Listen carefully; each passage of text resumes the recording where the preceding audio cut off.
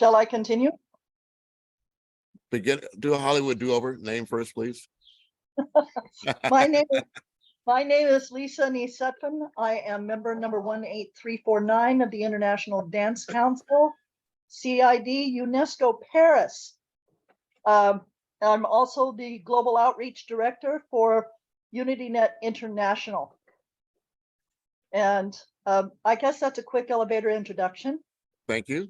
Wayne Lyons, you were here first, so please, sir, unmute yourself. Thank you, Lisa. Greetings, peace and love, you guys. My name is Wayne Lyons II. I'm an ambassador of peace and love, the CEO of Empire for the Youth, which is a nonprofit serving communities and schools, as well as Mastermind Consulting Group, serving all global leaders united everywhere.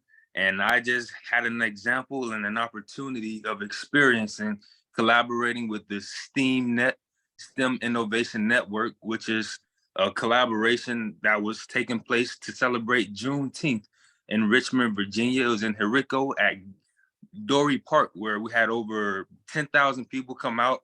We had over 12 different STEM pioneers showcase the resources and the available tools that's for the community. And we're able to document all of us coming together from all across the nation, working together to bring these resources to our students. So we had an opportunity to interact as well as inform and engage our youth, along with the esports tournament where we offered a free PS5 for the winner of the kids who participated and attended and registered on our scanned QR code. So it was a great experience, and I'm excited to be here and serving with you guys to make the world and the planet and our people a better place to live. Thank you for allowing me to share. Yes, yes, and yes. Sir Bailey, are you able to join us? Yes, grace and peace, loved ones. Grace and peace. Most everyone I recognize online. And want to say thank you, Ambassador, for the invitation. My name is Sir James Bailey. People know me as Sir Love One. I'm an artist, entertainer, activist, evangelist. I believe that this holiday is so important. Freedom and fathers, right? Coming together, and I would even put one more F in there, forgiveness, because the forgiveness of our Father and the forgiveness of us one to another. Or how can you say you love God and you don't love your brother? You trust God and you don't trust your brother. So it's, I'm honored to be working with Brother Sinclair and the center, everyone here. Gordon Bray, thank you, sir. You've been on some classroom sessions of ours, and just seeing that the struggle continues, the good struggle continues, and we win. We know that in the end. Thank you for allowing me to share. Well, thank you so very much. Rick Murphy, I apologize, sir, but we do, of course, have Calvin Pearson here with us, who extended this invitation to us and let us know that you are recently, well, you tell us about who you are, sir. Please give us your introduction, and you have no time limit. Thank you. I wear a number of hats, so I'm not sure under which hat I was extended the invitation. I'm presently the President General of the Society of the First African Families of English America. I'm an author, a documentarian. I've written a number of books. I'm engaged in a number of different projects around the country. So I think it's best, let that be the 30-second elevator speech. And I think my comments will probably speak more volumes than my meager introduction. Thank you so much. Retired General Arnold Gordon Bray, please introduce yourself. Well, thank you very much. And first of all, Rick, thank you for even setting the standard for what you talk, because you're spot on. I'm retired Arnold Gordon Bray, Brigadier General retired. And I have spent 35 years in the military, basically turn around the world to come back to the conclusion that we in fact have in this nation the greatest foundation for who we're going to be. We're not complete, we are an experiment, and we're working to get it right. I in fact did speak very briefly on Saturday at the event in Richmond, Virginia. I think we're talking about closure of things, and the STEM Innovation Network. I'm actually one of the co-founders of that organization, along with Mr. Gerald Bennett. And so I've spent time doing that, doing multiple other things associated with elevating parts of our nation so that all of our ships rise by those actions. So I yield my time back to you to go and open the questions, Andrew. Well, thank you so much. I was struggling with my mute button, but technology is only great when it works. I am going to give you a brief introduction to Mr. Calvin Pearson. He's actually here as a guest here in Concord. And Mr. Pearson is a native of Hampton, Virginia, is founder and president of Project 1619 Inc. When you can find more about that at project1619.org.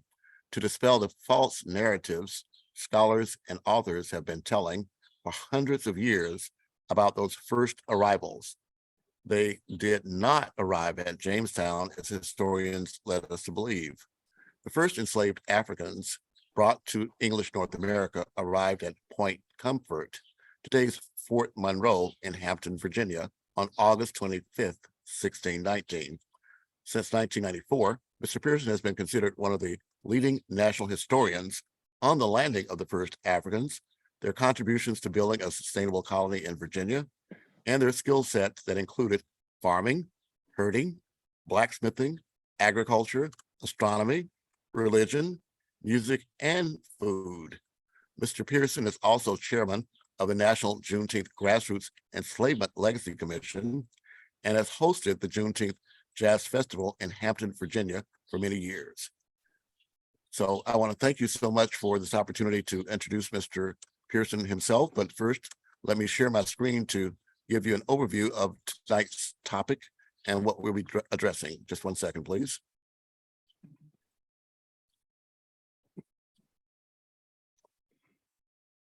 So if you can see this is project1619.org is our special guest this evening. And we're going to be addressing how we tell the story of our Black brothers and sisters, facts and fictions, lessons learned. So this will be a presentation and panel discussion, as I said, with special guest speaker and founder of project1619.org, Mr. Calvin Pearson, and our key panelists, Arnold Gordon Bray and Rick Murphy. And we're here at the Wheelhouse in Concord, Massachusetts. And with that, I'll turn the floor over to Mr. I'm jumping here to help set the scene.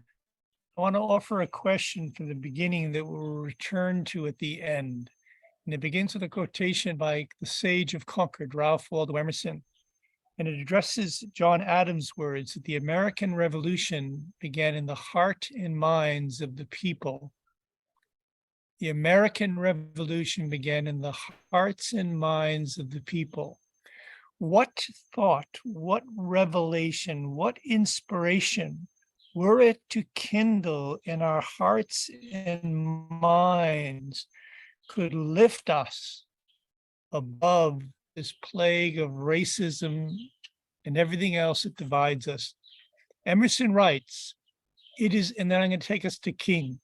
It is a secret of the world that all things subsist and do not die, but only retire a little from sight, and afterwards return again. Nothing is dead. Men feign themselves dead and endure mock funerals and mournful obituaries. And there they stand, looking out the window, sound and well, in some strange and new disguise. I want to bring us to the beginning of Dr. King's last address. And I'd like to ask you if you hear in these words something that points towards this notion of reincarnation, as in male to female, white to black, Jewish to Christian. How do we become whole, full human beings and humanity? Dr. King writes, Thank you very kindly, my friends. The thunder, the lightning, as we know, is all around shaking the church where he's gathering. His friend Ralph Abernathy, his brothers introduced him.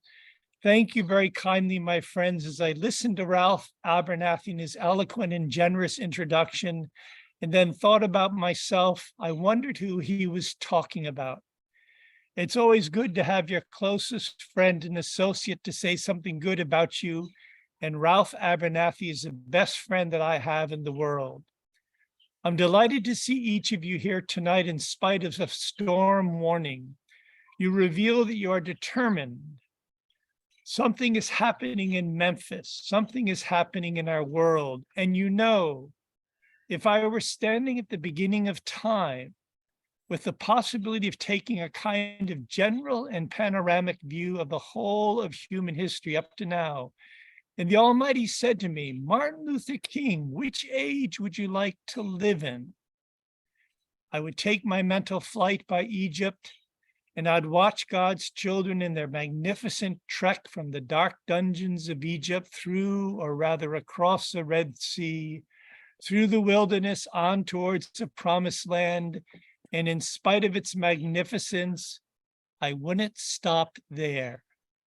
I would move on to Greece and take my mind to Mount Olympus, and I would see Plato, Aristotle, Socrates, Euripides, and Aristophanes assembled around the Parthenon, and I'd watch them around the Parthenon as they discuss the great and eternal issues of reality. Sorry, friends, I'm not reading the applause and the oh yeah and amen that accompanies this all, but I wouldn't stop there. Can it be that our spirit lives on, lives on? I would go on even to the great heyday of the Roman Empire, and the words are yes, and I would see developments there, around there, through various emperors and leaders, but I wouldn't stop there, and the crowd says, keep on, keep on. I would even come up to the day of the Renaissance and get a quick picture of all that the Renaissance did for the cultural and aesthetic life of man. But I wouldn't stop there. And the audience says, yeah, yeah. I would even go by the way of that man for whom I'm named had his habitat. And I would watch Martin Luther as he tacks his 95 Theses on the door of the church of Wittenberg. But I wouldn't stop there, and the audience says, all right, hang on a minute, my computer hasn't died. Interesting. It's all full with energy, and now we've lost it. Well, I don't need to tell you all. This journey of the human spirit. So I think it's time to turn to Andrew, and then Andrew to introduce or to pass the baton to Calvin, and we'll pick up that thread because behind it is a riddle, and that is how can it be that a Negro former slave poetess Phyllis Wheatley ordained General George Washington as Generalissimo of the Continental troops. How can it be that she, on behalf of Columbia, in her poem, gave Washington his marching orders? Might they too have been old friends from times past that were picking up a thread? So back to Andrew and to Calvin. After that commercial introduction, let me do a Hollywood do-over and share my screen again. Please. As I said, this is Andrew Williams Jr., and tonight we're going to be addressing how we take history of Black brothers and sisters. And our presentation and panel will include our special guest, Mr. Calvin Pearson, the founder of Project1619, and Rick Murphy. We're Wheelhouse and 33 Bradford and Concord, Massachusetts. We welcome everyone and thank you for joining us. Mr. Calvin Pearson. make sure you can see yourself and balls in your court. And take it down a little bit. This one. Okay. Good evening, everyone, and thank you, Andrew, for that introduction. As we said, we're going to talk about how we tell African-American history, facts, and fiction. So let me just start off with a couple opening remarks, and then I'll go to what I had prepared to tell you tonight.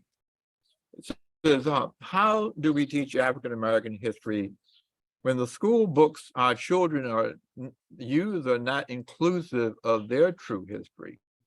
When I was in school, my book said that our ancestors were happy people living on the plantation and loved their master. And we know that that is nowhere near the truth. Now our students are being told advanced placement African-American studies cannot be taught in school. So question is, what are our students learning if they're not being taught African-American history? We are heading to the day when millions of our students will inherit a country without knowing the full history of it.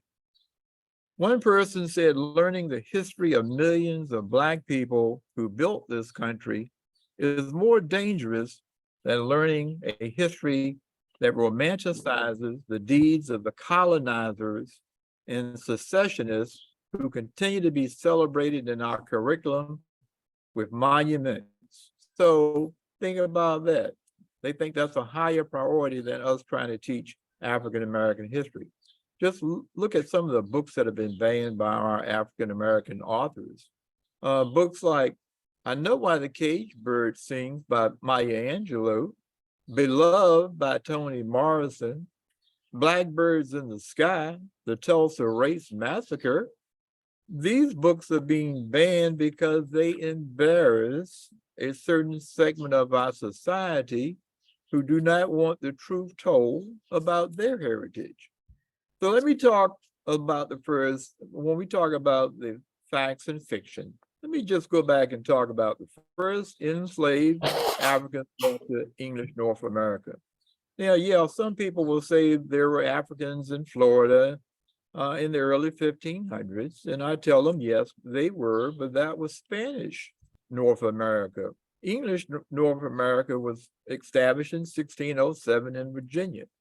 In August of 1619, an English pirate ship landed at Point Comfort, present-day Fort Monroe in Hampton. On that ship were enslaved Africans who had been kidnapped from Angola. Yes, it is true that for a time, African villages sold Africans into slavery, but that was early during the part of the transatlantic slave trade. By the early 1600s, all that had stopped when the Portuguese and Spanish discovered that they didn't need to pay anymore for Africans. We'll just go into their villages and take all we want.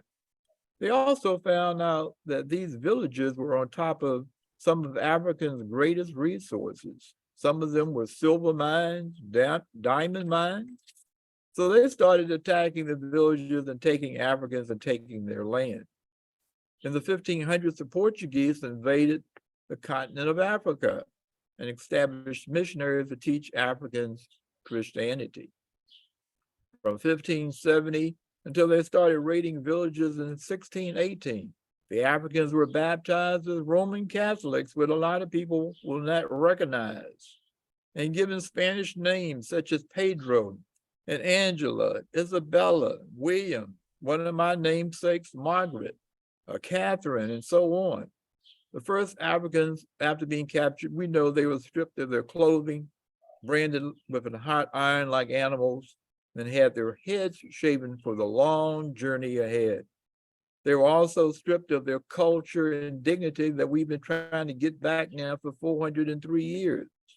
Their journey through the Middle Passage from Africa to Virginia took almost 3 months, and we know many did not survive. But there has always been a misconception and false narrative of Africa and its people. Africa is the cradle of mankind. So I ask you, who built the Great Pyramids of Egypt? Who built Timbuktu educational centers? Africans left Africa, and we see where the Moors ruled Europe for 800 years. The wealthy Africans in Africa sent their children to Europe to be educated. They're not going to tell you that. The richest man that ever lived on this earth was an African. His name was Mansa Musa. He was the ruler of Sudan in the 14th century. In today's dollars, he would be worth $400 million. Africa had great castles, religion, manufacturing, where people from around the world went to Africa to trade and to buy textiles and other products made in Africa. They won't tell you that. But society has described the Africans as illiterate, half-naked people living in the bush. Even today's media, when they do stories about Africa, they will show you the slums and the people living near trash pits. They never show you the city of Luanda, where the first enslaved Africans were captured and taken to in 1619 before they were shipped to America. Today, Luanda is one of the richest cities in the world. Today, Luanda is complete with skyscrapers, yachts, one of the richest cities in the world because the so-called Portuguese took the diamonds from the Africans and built these great cities. The first Africans brought to Virginia represented the birth of African culture and customs to English North America. In 1619, when the first Africans were brought to Virginia, slavery did not exist. Virginia was an English colony and slavery had been abolished in England. The legal status of the first Africans was undefined. Some were listed as Negroes, some were listed as servants, but none of them were listed as slaves when you start looking at the muster from 1624 and 1625. Indentured servitude did exist for the white settlers coming from England, who had to work 7 years to pay their passage. Many Africans were, we say, treated as indentured servants, but they were not indentured servants. But because they were not legally indentured, many had to work 15 to 30 years before gaining their freedom. In 1619, the Virginia colony was on the brink of collapse as many prepared to return to England. But the settlers soon found out that these newly acquired Africans possessed highly trained skills. The Africans were experts in farming crops such as tobacco, corn, and vegetables. They were experts in herding animals such as pigs, goats, and chickens. They also had skills in astronomy, agriculture, literature, religion, medicine, music, food, and they were philosophers. They were expert basket weavers and blacksmiths. So is this what we were taught in school? These are our ancestors who helped build the Virginia colony, but they'll tell you that there were people that were not very smart, were not very well trained. These were the skills that built the Virginia colony. The original Africans were born in Angola, and I said, were raised as Roman Catholics and had been baptized before they even got on that ship. These Africans did not need to be baptized before they got on the ship because they were already baptized. So slavery lasted 246 years in America, and I say that slavery will always be a stain on America's soul. You cannot wash it away, you cannot write it away, you cannot erase it away, and you cannot reparate it away. When we talk about the transatlantic slave trade took place over a 360-year period, now referred to as the Middle Passage. Over 12.5 million men, women, and children were taken from Africa and transported to Europe, North America, South America, and the West Indies.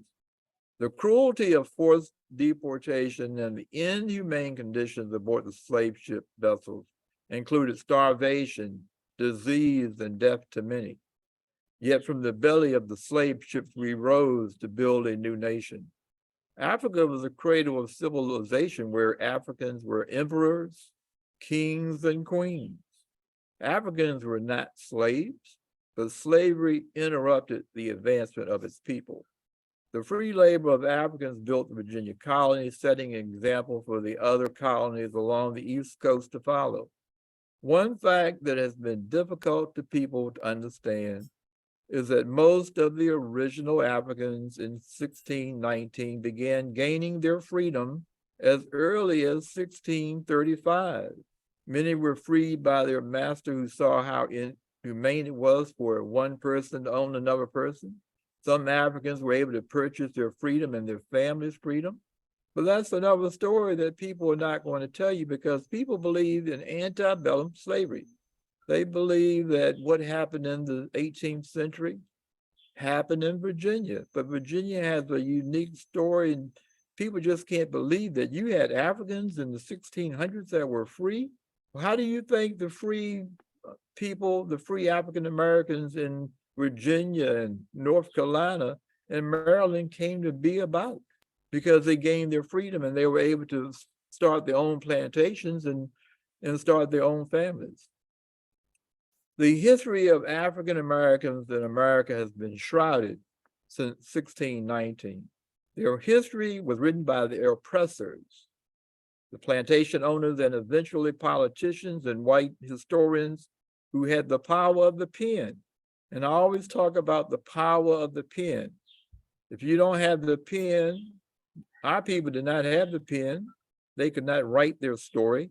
We had to rely on people who owned the pen and owned the media to tell the story of our ancestors. African Americans to them were a number on an inventory along with the cows. Plantation owners kept meticulous records. In a typical inventory, you would find a ledger entry where it said, Negro male, no name, 56 years old, field hand, worth $275. On the next line, you see Negro female, no name, age 8, worth $600. She would be a slave for life, expected to bear many children and make the plantation owner rich. It's hard to trace your history when you have been relegated to a number on a slave inventory. There were no record of their names, births, deaths. On the other hand, African Americans had to tell their story by oral histories from one generation to the next. Africa had their griots who passed along oral history from one generation to the next. Africans were not allowed to read or write, so how could they keep journals or diaries if they couldn't read or write? It was the plantation owner who told their story and defined who they were. There's an African quote that says, until the lions learn to write, every story will glorify the hunter. Until the lions learn how to write, every story will glorify the hunter. And we've seen through the course of history that through wars and everything else, it's the victor who tells the story.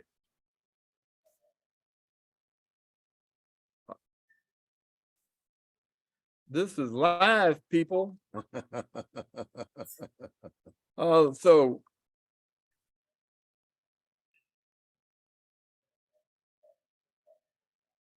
I keep telling him I'm not going to pick up. Okay. So the history of Africans and Black people were written by those who owned the pen and the press. By the mid-18th century, Africans and white abolitionists started their own newspapers, such as The Liberator, started by William Lord Garrison in 1831. He was an abolitionist who wanted to end slavery. In 1847, Frederick Douglass started the North Star newspaper to show the plight of the enslaved. In 1851, Harry Beecher Stowe wrote Uncle Tom's Cabin that was widely accepted at the time by whites. And now society wants to ban the book because it shows white cruelty toward Blacks. And if you haven't read the book, they killed Uncle Tom. The history of African Americans in America is still being written by many of us. So why the uproar of teaching it? Racial disparities have always been there, but it has been illuminated with citizens using cell phones, through social media, DNA and genealogy. We have gone from the Pony Express to instantaneous 24-hour news, and more people of color are writing their own books and stories to dispel 400 years of false narratives.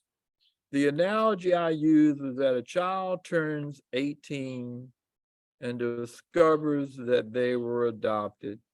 The two people they loved unconditionally for 18 years is no longer who they thought they were, and their world has been turned upside down. Some people do not want to know the history of their ancestors for fear of the unknown. You've probably seen the shows on TV, Finding Your Roots.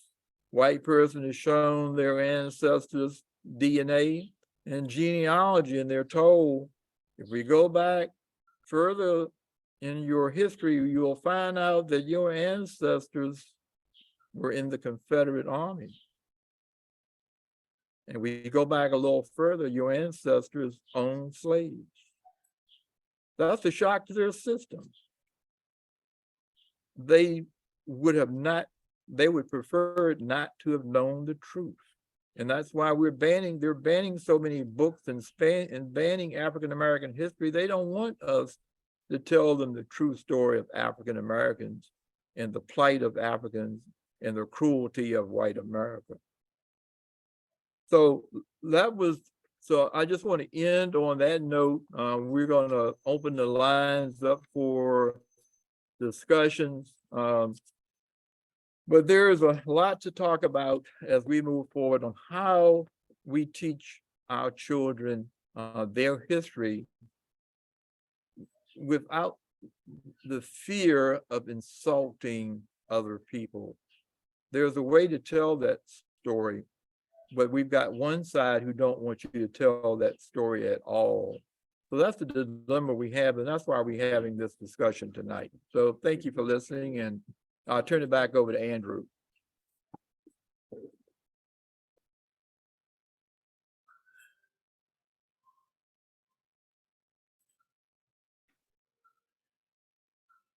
Thank you, Calvin, and I'm going to share our view, so we'll have a gallery view. And as this is a panel discussion, and we do have special guests, Mr. Murphy, and of course, General Bray, I'd like for either of you to begin with making your comment, or if you choose a presentation of your own related to this topic. Floor is open. Rick, I will defer to you. You being the general, I'm just a foot soldier in the army. So General, I'll let you go first. I'll do a couple things. First of all, thank you for that travel through history. And I'll even start with the comments that were out there with discussion about Dr. King's last speech. And I heard a description a while ago of Dr. King, first of all, citing him as a civil rights leader. Having the privilege of having met Wyatt T. Walker, his chief of staff, he illuminated my mind about who Dr. King was. He was neither an orator, a civil rights leader. He was only a preacher who found himself having to lead a flock that got larger than his church bounds. And so everything he did was basically to hold the nation accountable for its own vision and leveraging the initial tools that they used to found this nation. The inalienable principles of God and the desire to be not just a new state, but a new nation. Because this nation was formed in the ideas of several leaders, not all people, but several leaders who marched forward with their beliefs so strong they convinced their small circles and ultimately the leaders in the other 13 colonies. the state of New York never really could find its consensus leadership and ultimately abstained from the vote whether or not to secede from the leadership of the British colonies, because they had made a pact. When they voted, they were going to vote to see if they were going to be an independent nation. If one state objected, they would all go back to the leadership of the British.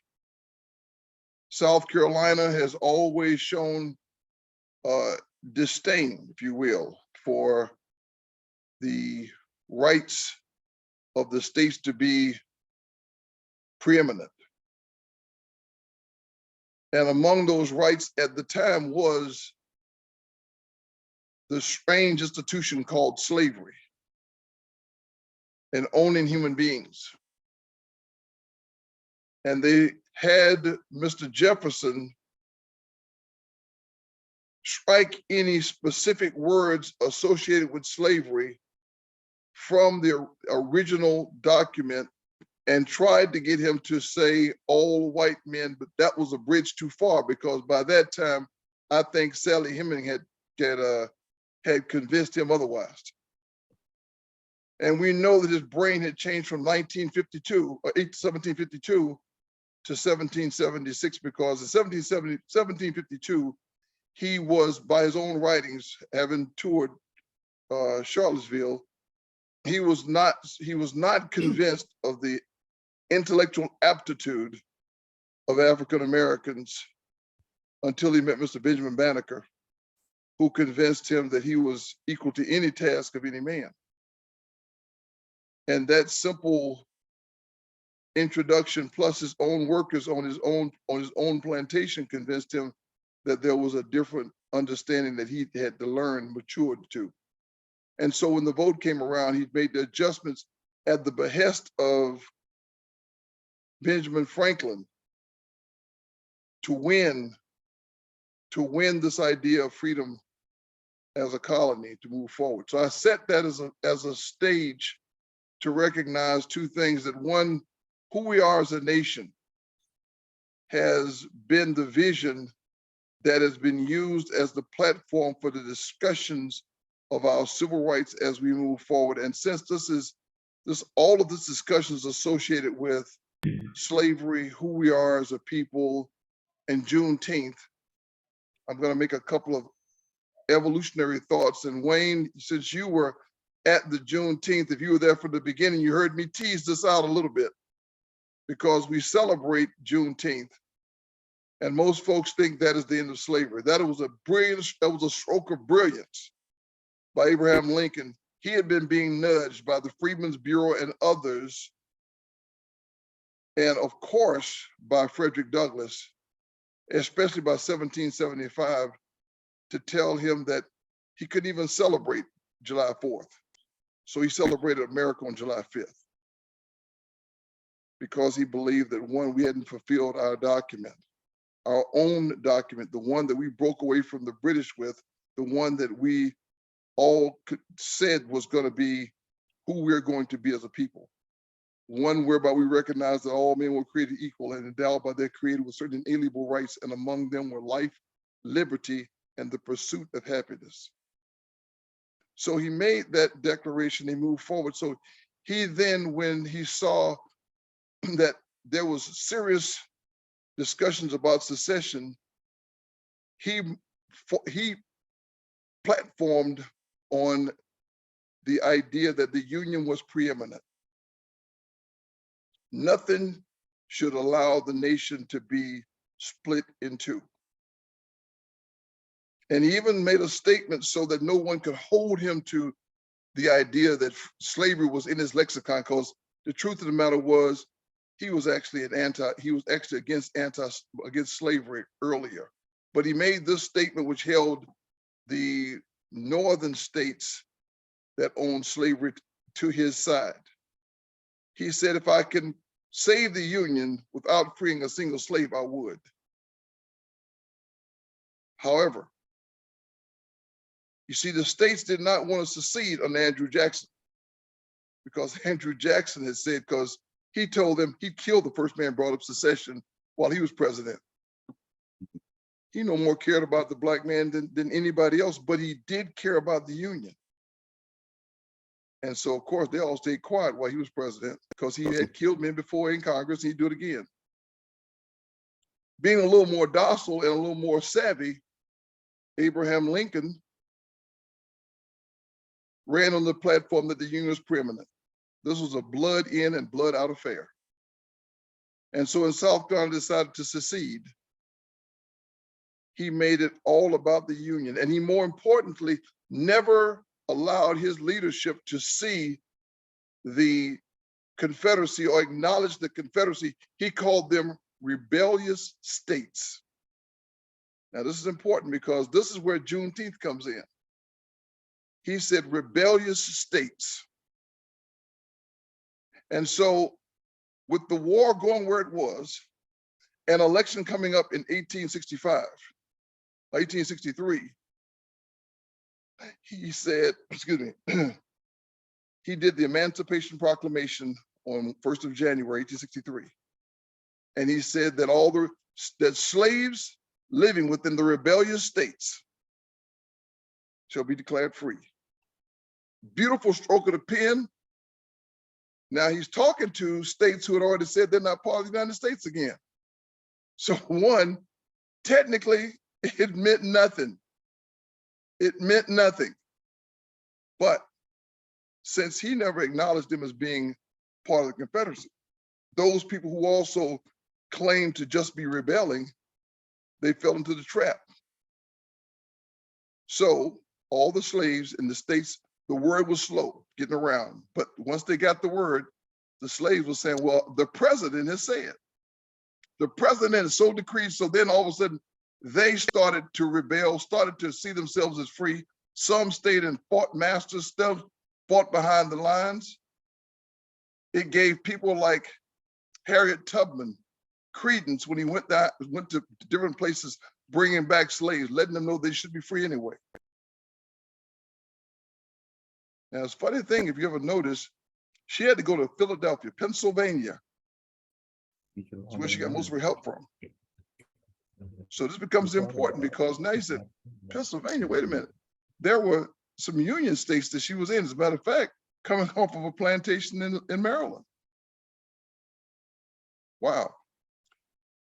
So anyhow, Juneteenth, 1865. The war has actually ended in April of 1865.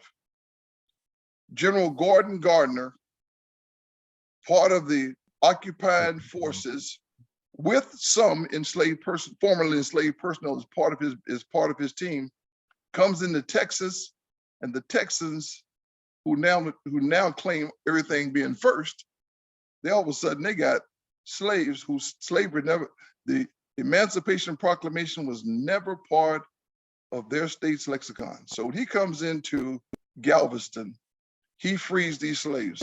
2 years after Emancipation Proclamation, frees the slaves. They all on June 19th, 1865. War is over about 2 years already. I mean, 2 months already. Emancipation is already 2 years before. They all celebrate, and they start throwing these parties over the years, celebrating Juneteenth. And every black person, that's a great deal. That means the slavery was over. But they all happy. Everybody's throwing these great parties. Well, not so fast, my friend. Because when Juneteenth and the southern states are all celebrating and feeling happy, there were still 250,000 slaves in the United States, legally, in the states of Missouri, Kentucky, West Virginia, Maryland, and Delaware. These 5 states were Union states. And since slavery was never originally part of the raison d'etre for the Union forces, it was about the Union. They stayed slave states while the war was being fought. Now, again, Lincoln showing a stroke of brilliance, He knew that as long as slavery was part of the discussion of us as a nation, he was not going to allow this war to end. Got it. 30 seconds. He was not going to allow it to end. So in January of 1865, what he did was he had Congress pass the 13th Amendment. And if we know our history, it's not a law until it's ratified by the states. But by April, since the states were back in, we needed 27 of the 35 states. And ultimately, on December 6, 1865, Georgia, the 27 states signs, and that's when slavery ended in the United States. And that's when those other states, it became illegal, and the power of law was behind us to move forward. And we have been since fighting those who tweak inside those documents to go forward. And we'll talk about all those things during these discussions. Thank you very much, Mr. Williams. Well, thank you so much, General Bray, retired General Bray.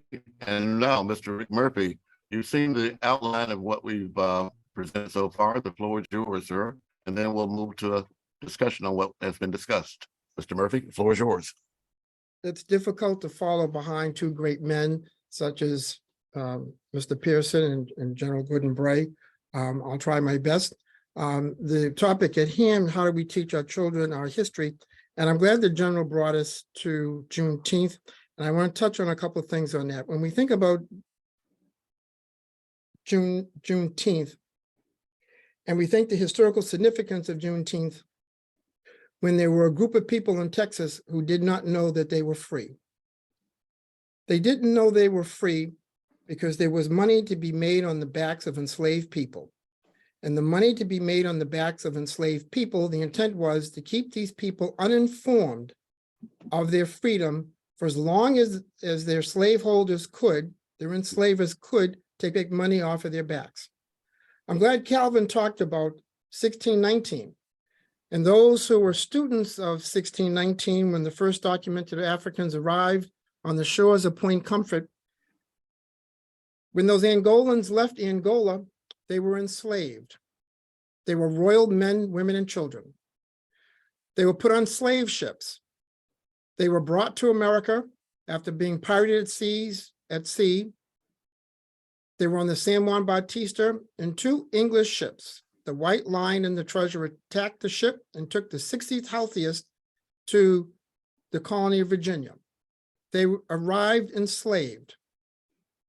Not all got off the ships, but 32 who arrived as slaves lived as slaves. But that would not be their fate. Within their lifetime, they succeeded, as Calvin had talked about, bought land. And not only did they buy land, you find them in the history books suing those who committed tyranny against them. We don't know that because the intent was for us never to learn that story. Again, the information was held from us. And the accomplishments of those men, women, and children who arrived in 1619, enslaved royal Angolans, their descendants would fare a very different fate than they. Calvin talked about how they owned land. They owned substantial land. But their accomplishments, when you look at the history books and you look at the legal decrees in which they fought for their rights, those rights were turned into the 1705 slave codes. And those slave codes were designed to make sure that we, as Americans of African descent, would not know about those men, women, and children. Some 50, 60 years later, another group of men, women, and children decided that the tenets that came out of Lexington and Concord during the American Revolutionary War, the battle for independence, the battle to end tyranny from Great Britain, nearly 10,000 men, women, and children, Americans of African indigenous descent, took up arms to fight the tyranny against England, but also tyranny against their slaveholders in the English colonies. And at the end of the war, their history also was erased so we would not know about it. So Juneteenth is not just about June 19, 1865. It's about the history leading up to that point, which we know very little about. I'm from New England. As many of you who are sitting here today are sitting on the very grounds of where the original war took place, the fight for emancipation and against the tyranny against the mother country. We know that men of African descent fought at Lexington. They fought at Concord. They fought at Bunker Hill. And those men also went as far as to the South. Men of African descent served between 36 and 49 months in the Continental and State militias. White soldiers served an average of 3 to 9 months, an average of 6 months. We know that from the pension records, the bounty records, records that are found in the National Archives, but we don't know that. And while 200,000 men served in the Revolutionary War, only 10,000 men of color. But when you look at the length of time that African-American men served, between 36 and 49 months, an average of 42, the average time, the man hours of men of African descent was 25% of the total man hours. And the general knows anyone who goes into battle, if they lose 25% of their manpower, their arm behind their back, the question is, would they win or not? But we didn't win that battle. But we don't know about the history of those men. Calvin raised the question, how do we teach our children our history? It starts here.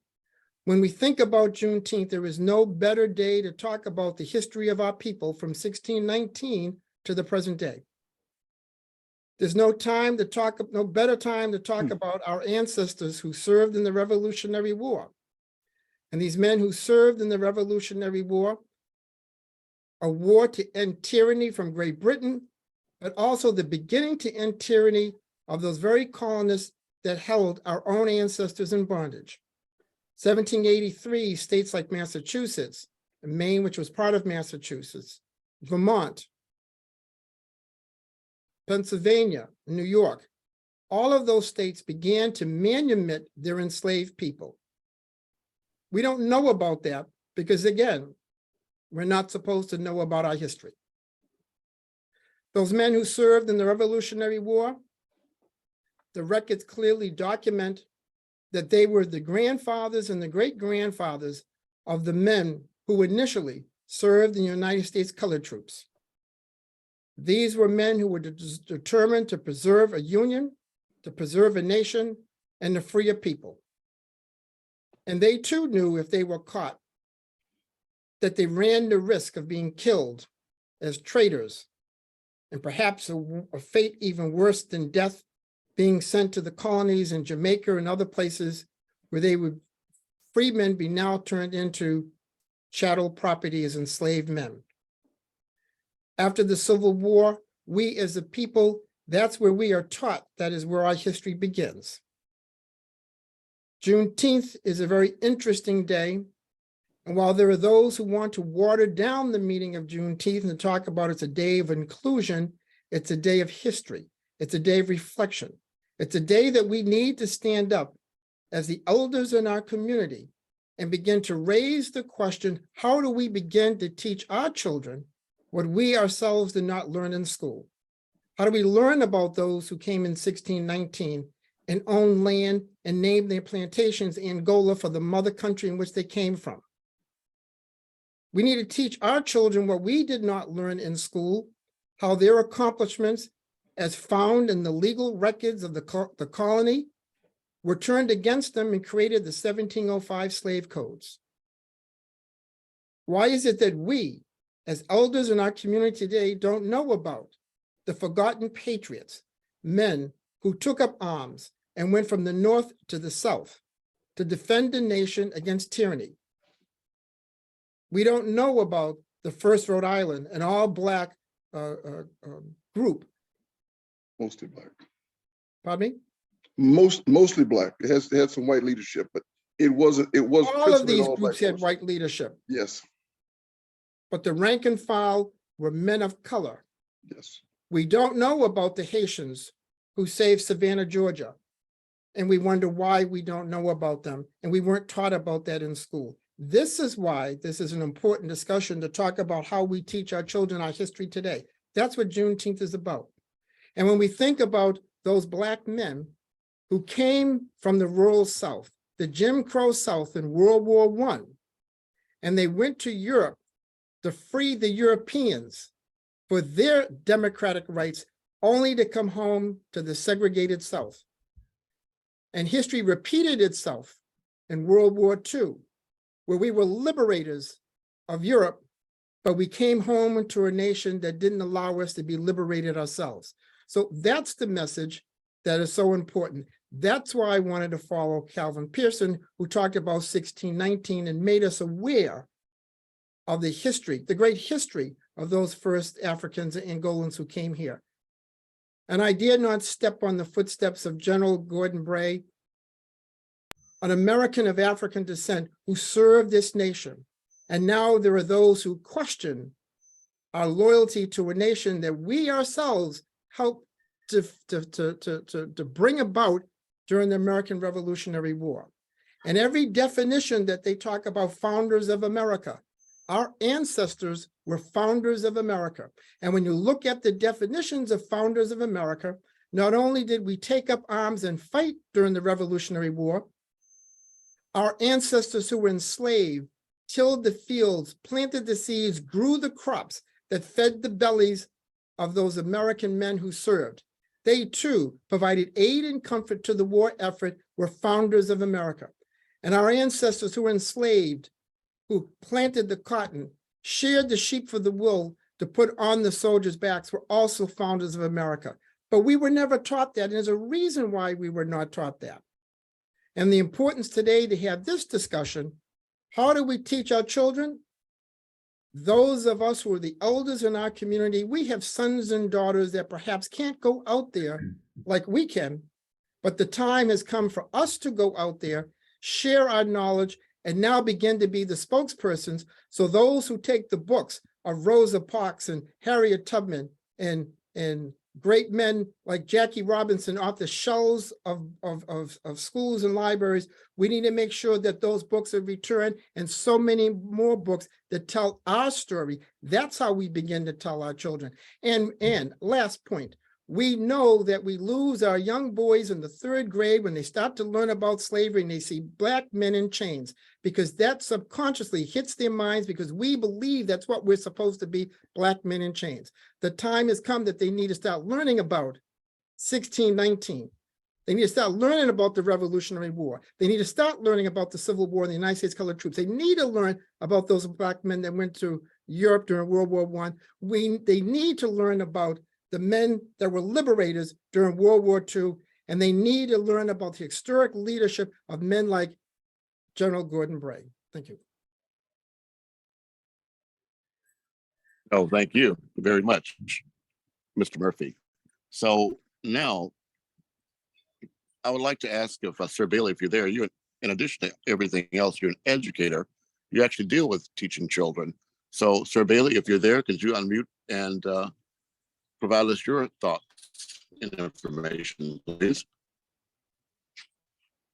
Thank you, Ambassador Williams, but I do see that. Yes. Thank you, but I do see retired General Arnold Gordon Bray's hand is up, and so I would like to defer to his comments, and I'll come after that. Thank you. Thank you. I couldn't see that, General Bray. Please go right ahead. You're on mute, General.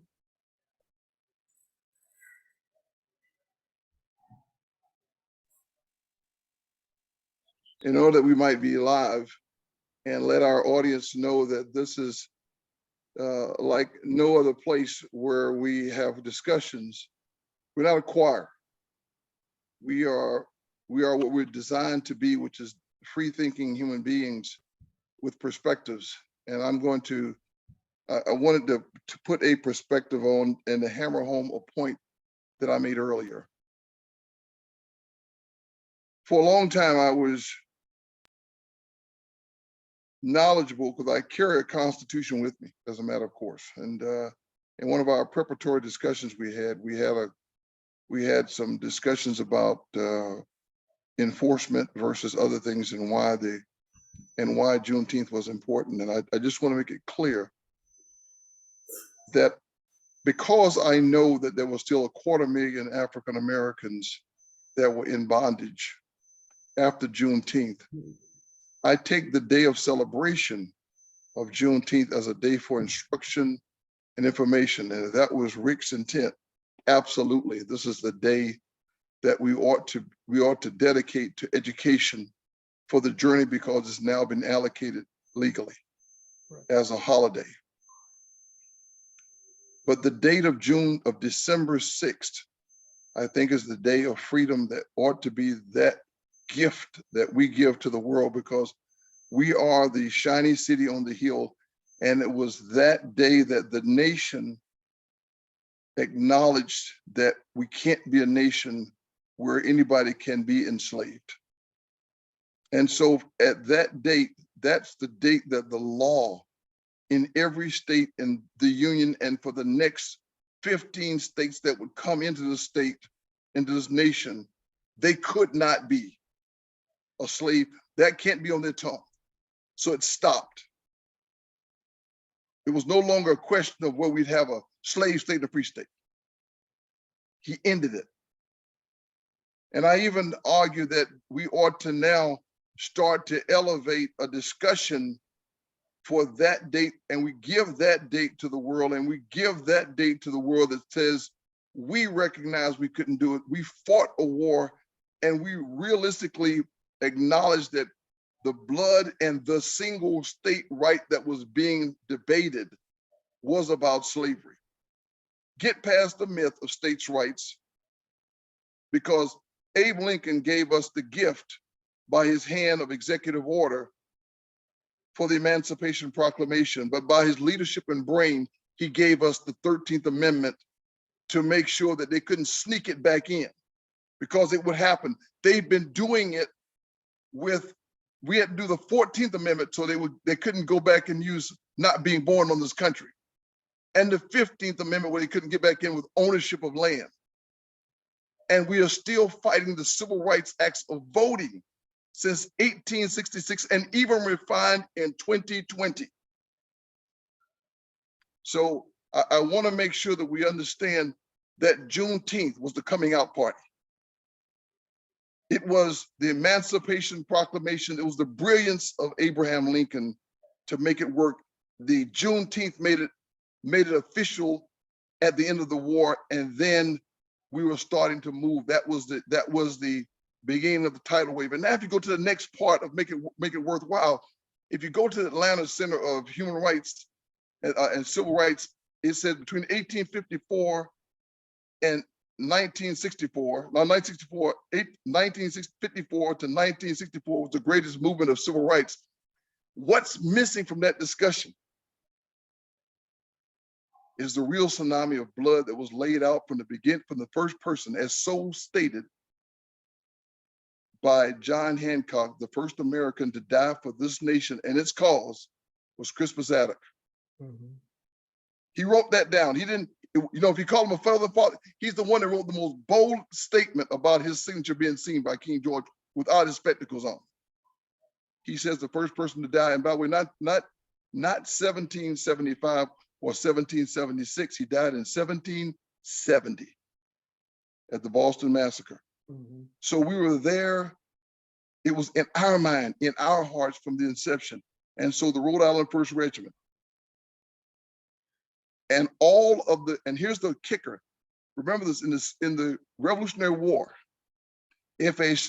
all these great Minutemen we talk about, there were Black soldiers in every formation. They fought in place of their owner. Okay, in place of their owner, they fought, and they were guaranteed their freedom. But here's where the okie doke came in. Your family wasn't free. So they started to break us up and onesie-twosies and separating bishops from pawns.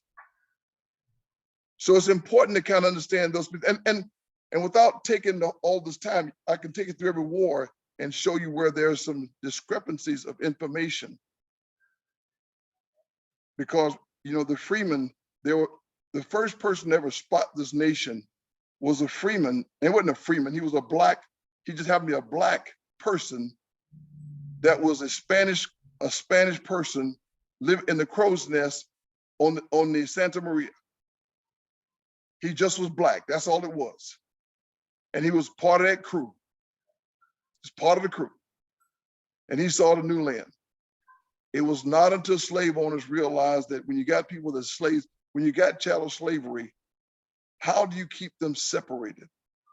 In the 1600s, there was an uprising that was a combination of slaves and indentured servants. And they said, oh, this shit could get bad. And so what they did was they started then separating indentured servants that didn't look like black slaves or black enslaved persons. And then they started focusing on, if I use the dark-skinned person for enslaved, that's how I can tell them apart. And we'll make all the free blacks have to keep their paperwork with them. That's a lot easier than trying to figure out who's a slave and who's not. And then the most sinister part of this equation, I'm going to teach you to be inferior. I'm going to treat everything to separate you. This is where the inhumanity of Americans, of Western civilization, slavery on this continent changed the equation. And that's the part we got to kind of understand, because that's what matters. See, because if we're teaching history just to make you feel good about yourself, that's a failing. Because then history becomes an anchor to who you are, as opposed to a springboard for the future. You see, I'm going to roll back to where I began from the beginning, because this is important that we understand this is a new nation. If you hold on to kings and queens, you also hold on to the idea that some people are born better than others. See, this nation broke that channel. And we said you can rise to your own level of greatness or incompetency. We said no. George Washington, in his infinite wisdom, or at least his good wisdom, he was very clear about two key things on individual rights in this country. One was that there will not be a king. When he looked at Colonel Nicolai, and Colonel Nicolai said, "So you ought to be the emperor." He said, "What the hell in my," he didn't use the word hell. He said, "What in my being would make you think that's going to be okay in this new nation?" When the people from Rhode Island, the Jewish people from Rhode Island talked about religion, he says, on this country, in this ground, all these religions will be accepted, because that's part of the individual who you are. These are the tools that should be the core of all of our discussions in every group, so that people understand individual rights and its primacy in the Constitution. For all of its failings, it's a great base document. It's only this thick in a 5-by-7 book. But people spend time not trying to make it better. They spend time finding loopholes for evil. And we as African Americans ought to do exactly what Dr. King did.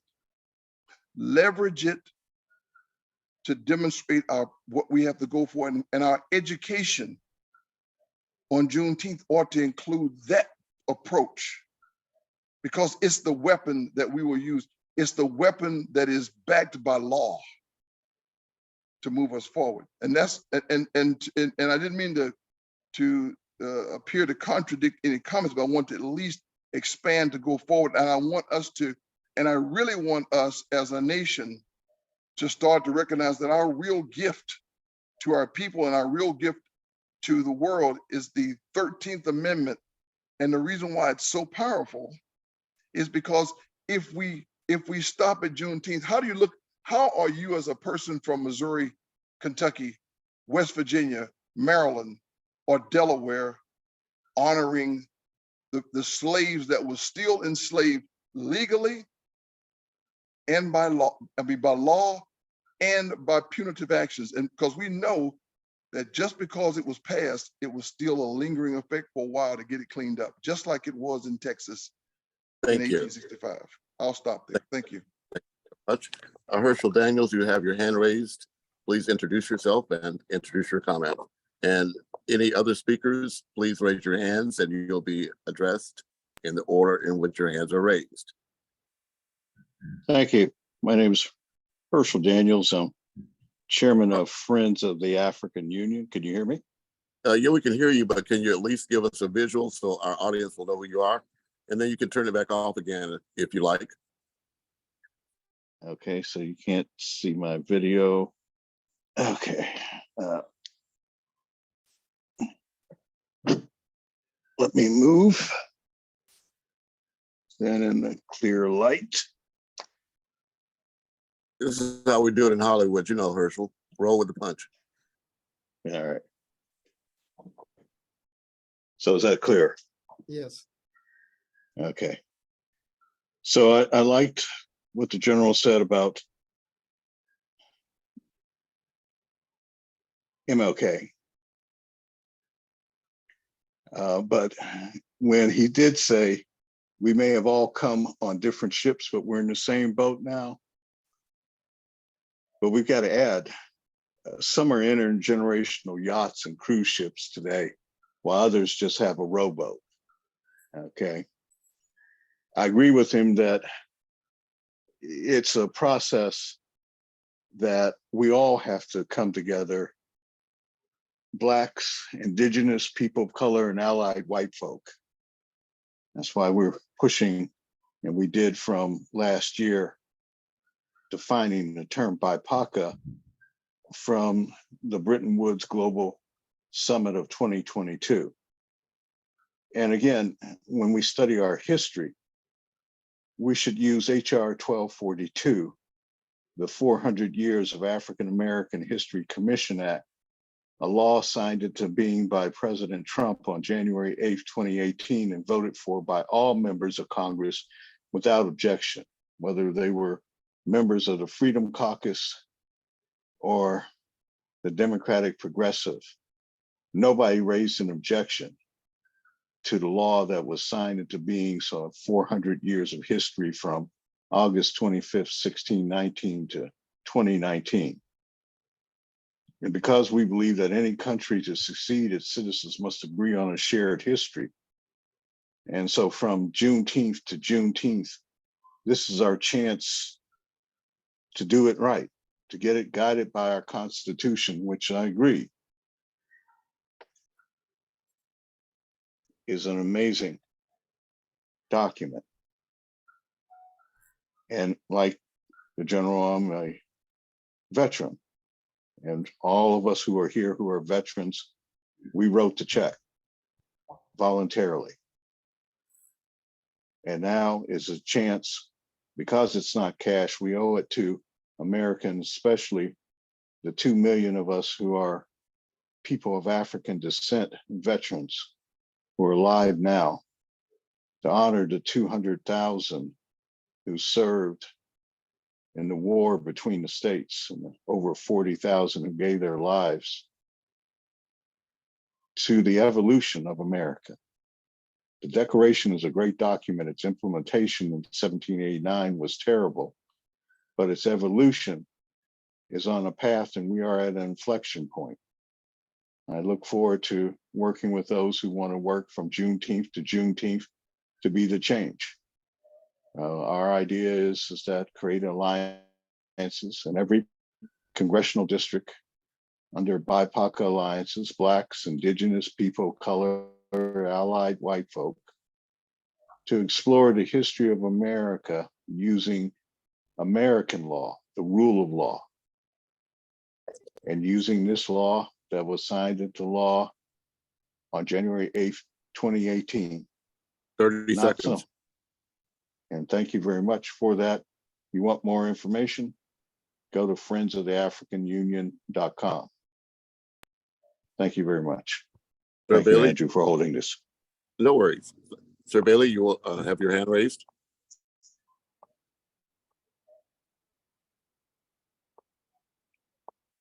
Only if you unmute yourself can we. Yeah. No, thank you for your patience. Sometimes it takes time with technology. You're reaching for the button. Thank you for your patience. Thank you. Go right ahead, Sir Bailey. And then Yep. There's been so much said and it's so important. So let me turn on the camera. And again, thank you for your patience. The question is, how do we teach our youth our history? There's so much to that, you know.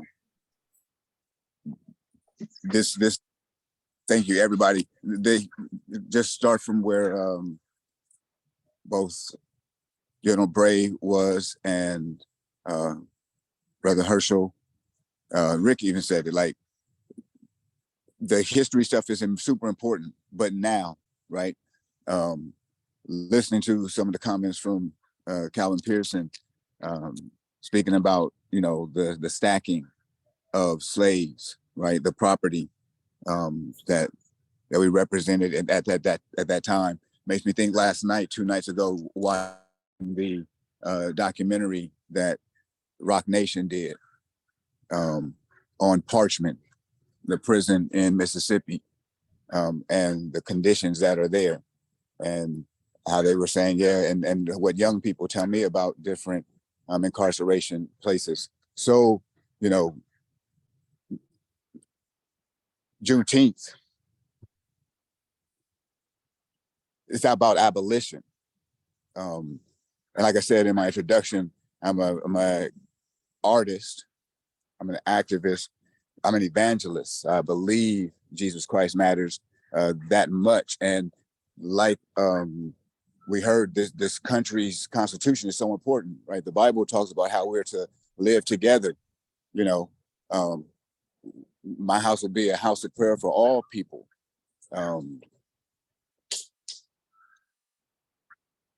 The abolition that starts with the abolition of slavery, if it stops there, then we all know that the freedom that we're experiencing now doesn't happen. The abolition has to continue through Ida B. Wells, and saying we need to abolish laws that make it legal to hang people, and how hard she works. It needs to go from there to Angela Davis, abolition of unfair laws and the death penalty. And we heard it here, right? The abolition of, you know, someone is worth more because they have more, right? And not even understanding the value of the shovel, right? To give honor to those in the plowshares movement. Big up Father Beringers, right? And the folks that said, yeah, we're going to beat our weapons into tools to grow life, to share. Oh, and our treasure are all the things that God gave us. And oh man, and so much agree with General Bray. You know, it's the document that fuels the civil rights movement, and it does say life, liberty, and the pursuit of happiness. But the consideration was life, liberty, and property. And so it makes sense that the 13th has to be followed by the 14th and the 15th to deal with property. And we still today have to get rid of the idea of people as property, or as property is more important than people, and make sure that everyone has a place, a safe space to feel free, a fig and a vine tree, and none make them afraid. Right? Gay, I think they said it stands for good as you, right? Good as you.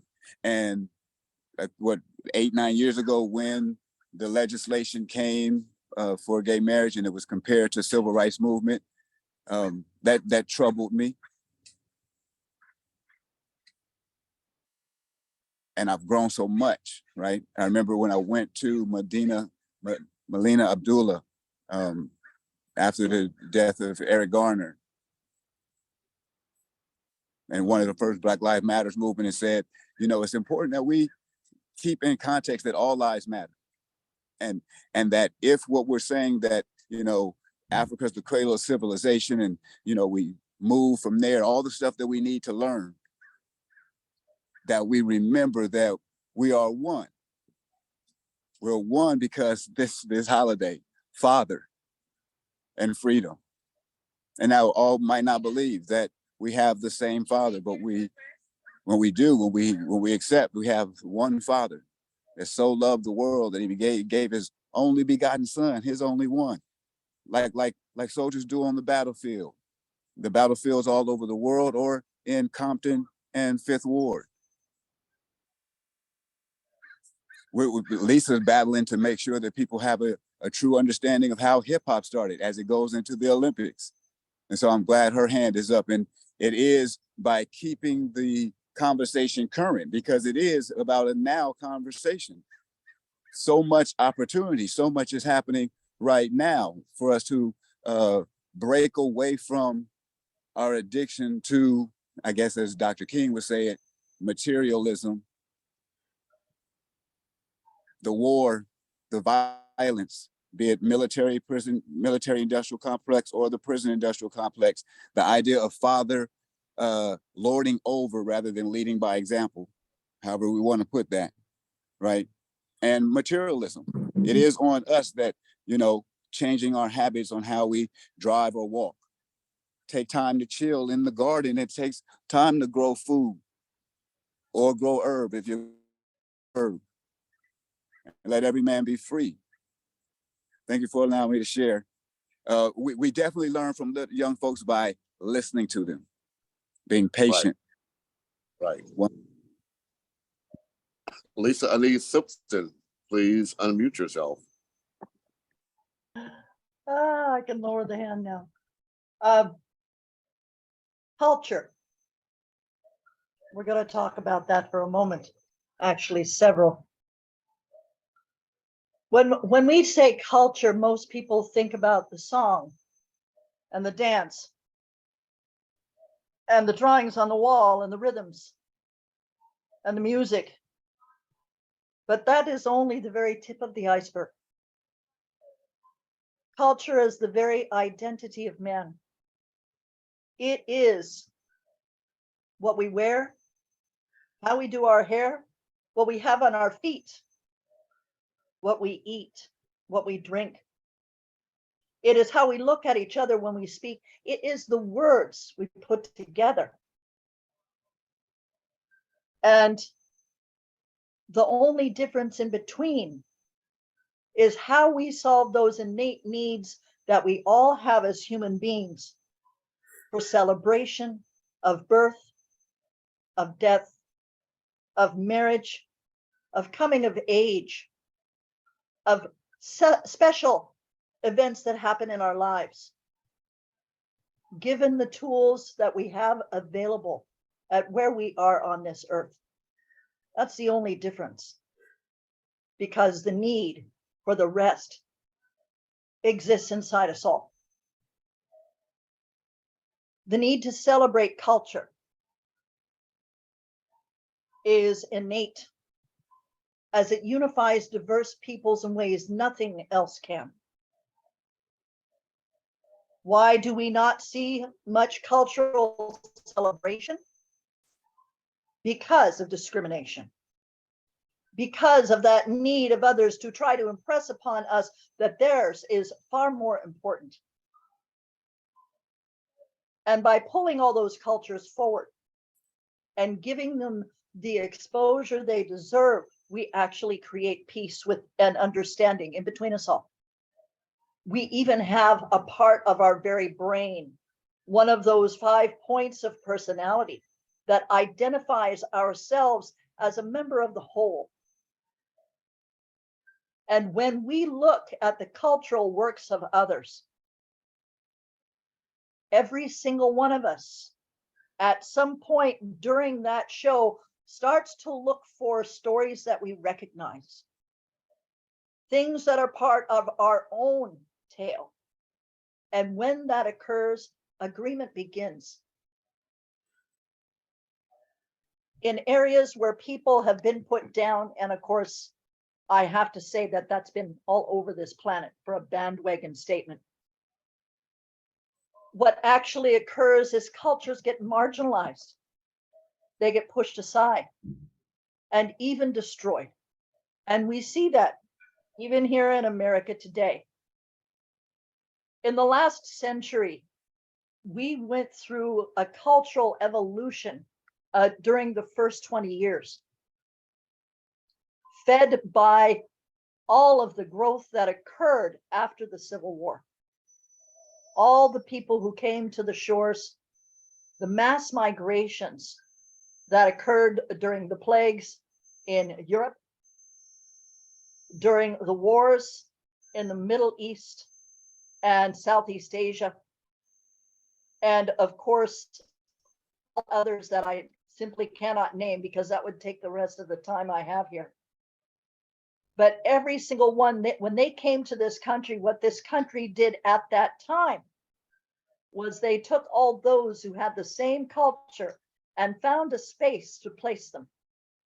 And we still see that today in cities like Detroit, where we have enclaves of people from a variety of Mideast cultures that are separate, but also equal.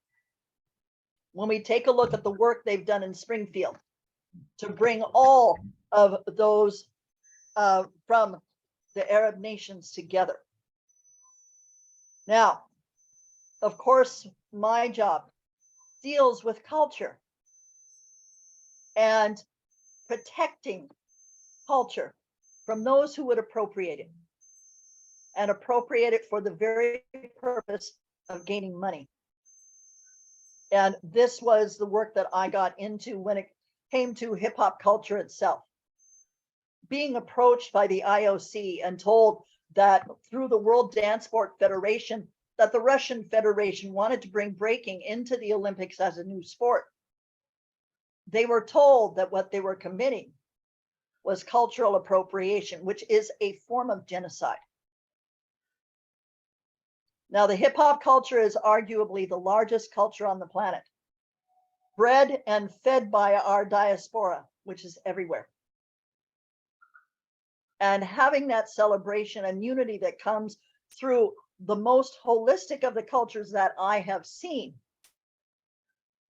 as they practice consistently, constantly, and everywhere they are. What this does is it creates a driving force that we're looking at. And in my own work right now, what I see is that my path runs parallel in my own work to create a compendium of American dances from 1619 to the present.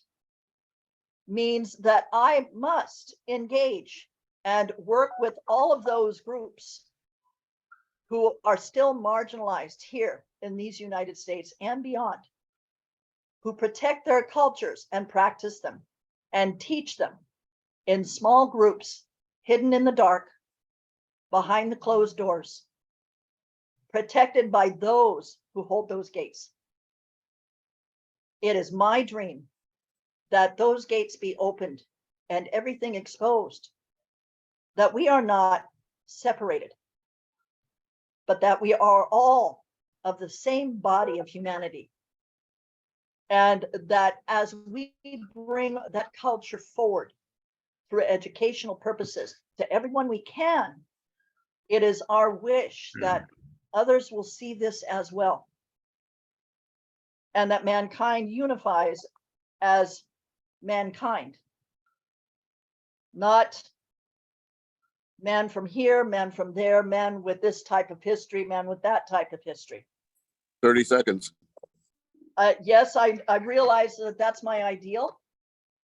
I do urge you to contact me and ask. I have put all my information in the chat for connection. And so given that direction, I will pass on to the next speaker. Thank you very much. Well, thank you. Actually, we've gone through our speakers. So I'm going back to the host of this event tonight, Mr. Stuart Sinclair Weeks, and determine our next steps. Of course, Rick or Arnold, if you have any comments or questions, you are key panelists, so now's that time. Or not, balls in your court. I'm gonna let our Mr. Pierce come back, and those who spoke, because I've stepped out a couple of times, and as always, I have addendums, but I will. One of the things I don't want to do is I don't want to dominate the time, so I'll let our Rick and others, please, if you want to revisit something, please by all means do. Well, I think this has been a very enlightening discussion. I think we've covered an awful lot, which is appreciative of this day. I think I'd like to turn it over to Mr. Pearson and our host. Thank you. Okay, well, Mr. Pearson is turning it over to our host, Mr. Stuart Sinclair Weeks. Balls in your courts, Stuart. So friends, I want to bring this towards its conclusion, initial conclusion, because much has been shared, I think, of great import. And I hope Andrew can put us all in touch in terms of emails. I'd like to go back to how we began, and I did get my computer running so I can finish Dr. King's, the beginning and the end of his final speech. I said at the beginning that John Adams said the American Revolution began in the hearts and minds of the people. And I asked, we say it's a thought that counts, thoughts are real. I asked what thought, what inspiration, what revelation could conquer all the divisions that separate us? Intentionally so, as in divide and conquer. Prejudice is but a prejudging out of ignorance, out of stereotypes, out of all that would separate us. The old superintendent in the prison principle, you get the convicts fighting against one another and they don't focus on the real problem. I suggested with Emerson's words about how no one ever dies. In the ancient days, they spoke of sleep as the little sister of death. Every night we pass away. Every morning we awaken to the new day. I spoke of this notion of reincarnation, of repeated earth lives. And I'll continue where I was with Dr. King, leading to this question of who was George Washington and who was this former slave, young Negro slave poetess who ordained George Washington, this Herculean figure, as generalissimo of the Continental troops. And in her last stanza in her poem, which I'll read, gave him his marching orders. This young Negro, former slave poetess, she gave him his marching orders. Who is she? Who was he? How are they perhaps connected? So I'm going to go back to Dr. King.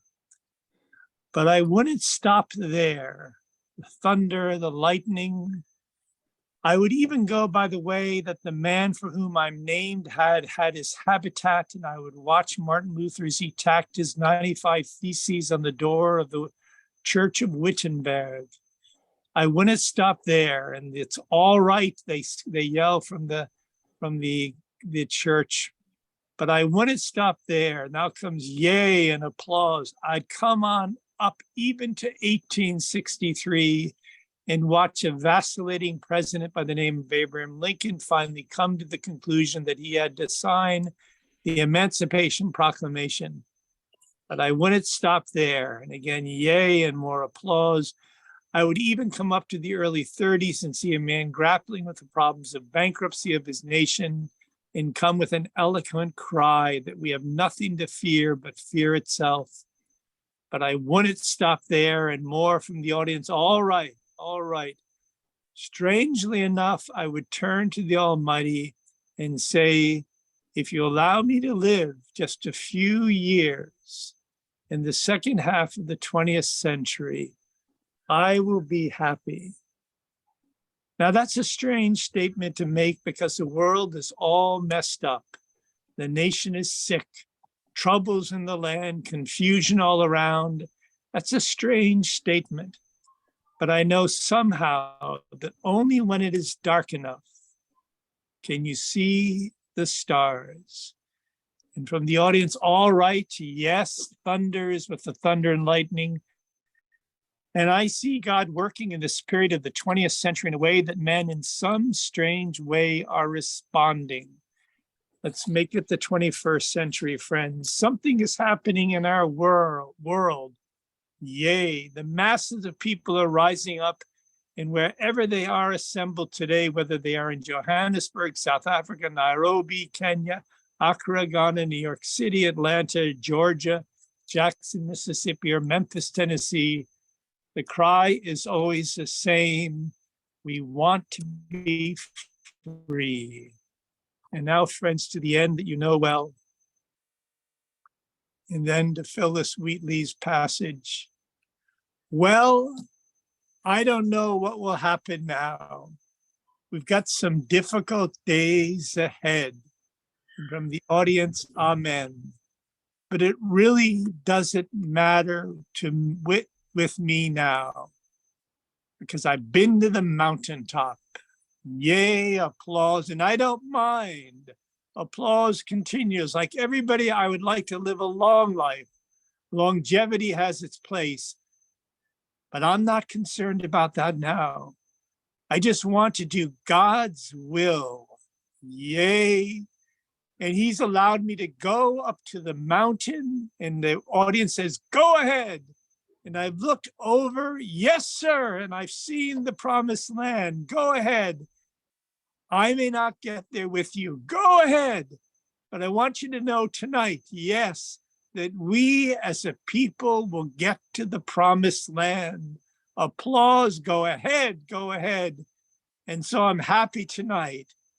I'm not worried about anything. I'm not fearing any man. Mine eyes have seen the glory of the coming of the Lord. And friends, I want to take us to the last passage in Phyllis Wheatley's poem and ode and more, where she ordains George Washington her spiritual consort, I would suggest, from earlier lives, as Shakespeare intimates with Antony and Cleopatra, as others intimate with Hercules and Medea. You look at the bracelets on the arms of Medea and Cleopatra as carved by the sculptor Turner. There's a great mystery and fate there that plays itself out in our new world. And Phyllis Wheatley ends by saying to Washington, her old consort, I believe, proceed, great chief, with virtue on thy side. Thy every action let the goddess guide. A crown, mansion, and a throne that shines with gold unfading. Washington, be thine. So friends, I leave that final thought before I turn it to Andrew. Those who want to linger informally are welcome to do so. The conversation afterwards is always interesting, but I think it's good to formally close it. That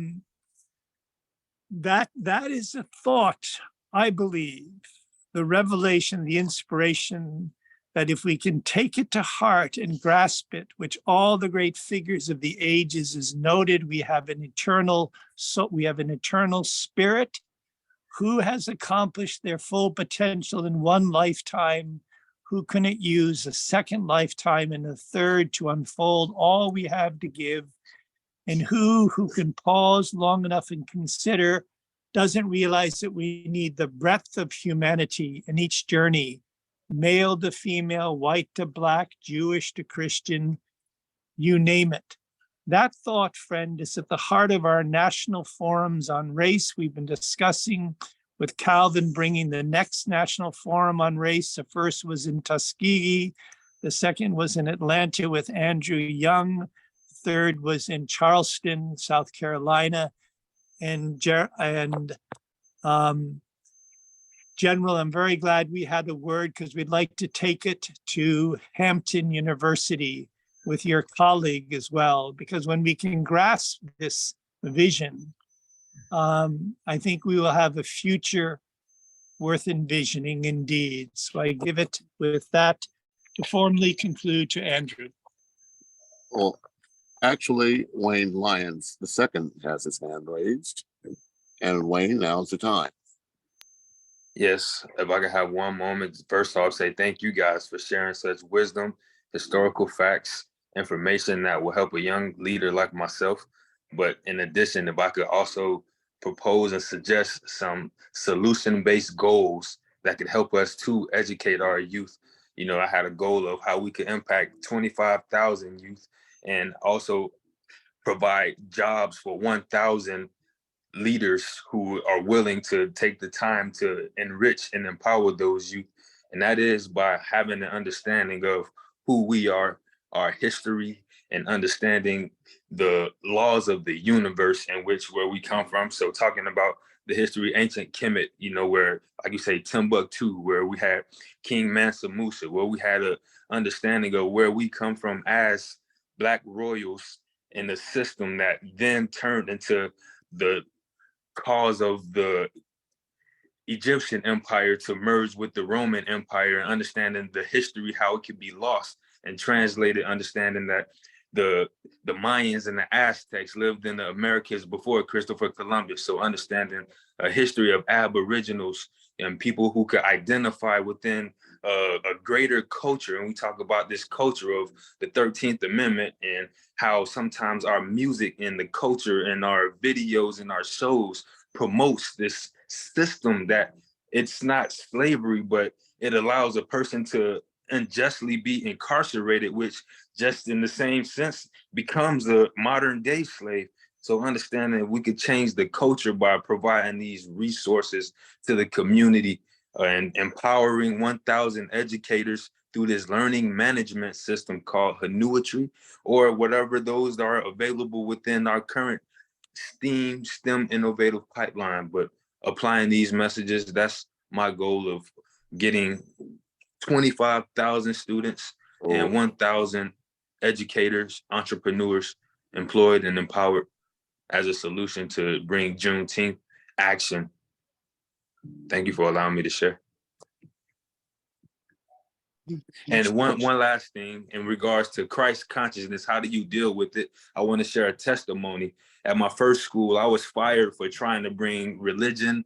It was not religion, but spirit-based gospel, speaking on the wake-up call to the school. It was, you know, because of the technicalities of things, the systems don't allow things like that. So I was thinking, as leaders who have the influence, the power to create a system that will be able to educate and have control of what we teach, you know, to these 25,000 every year. We could get more, but that's just the start, you know, and understanding what we can do as a solution.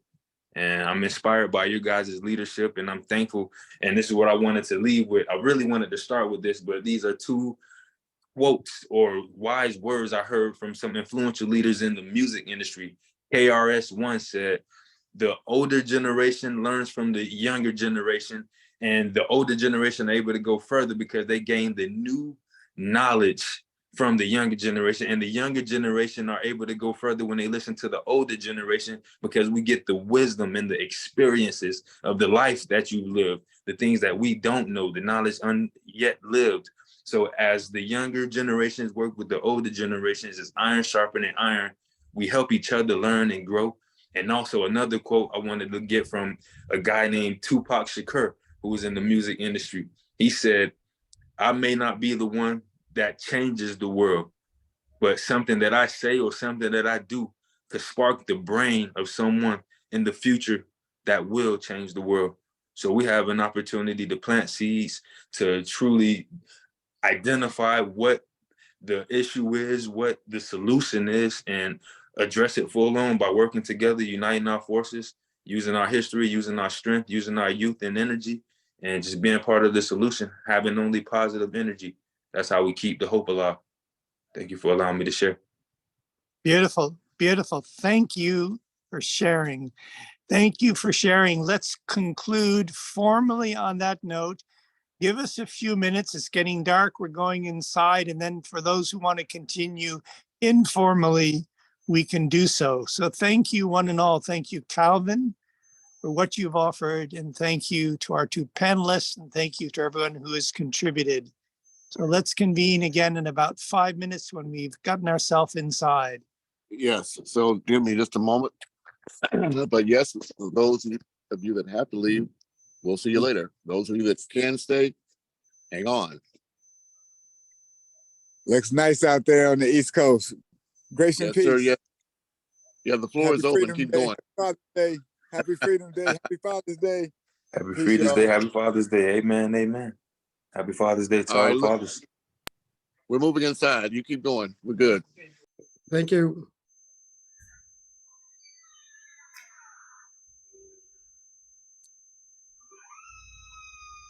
Yep. And thank you guys for taking the time to be present, to hear from the community, and so I could learn how I could be of best assistance with helping us move forward. Wayne, whose jersey is 24 in the Big Ten? That was my football jersey from University of Michigan. I played defensive back, corner, and All right. safety. All right, I was wondering who that was. I'm looking, I'm sitting at 24. I know at 24, and I saw purple and gold. I'm sitting there saying, okay, now hold up. That would be Kobe.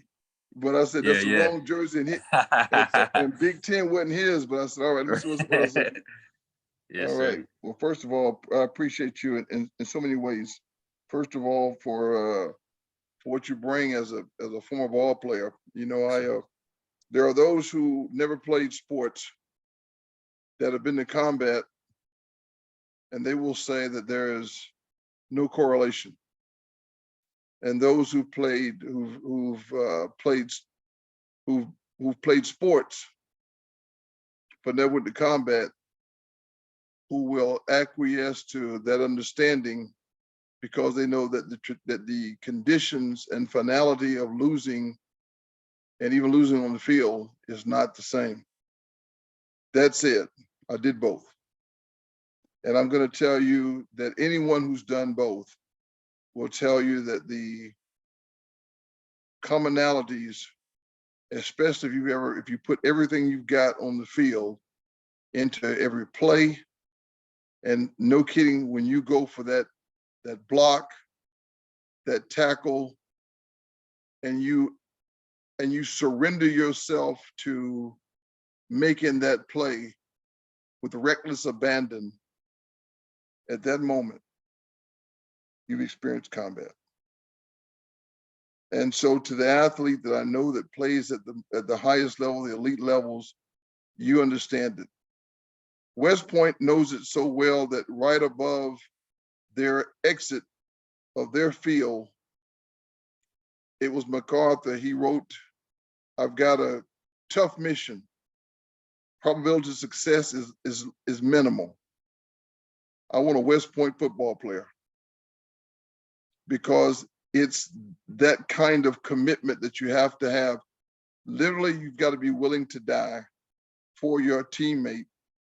And by the way, you better understand the principles of being a teammate, if you're going to lead in combat, so that your selfless attitude goes by the wayside.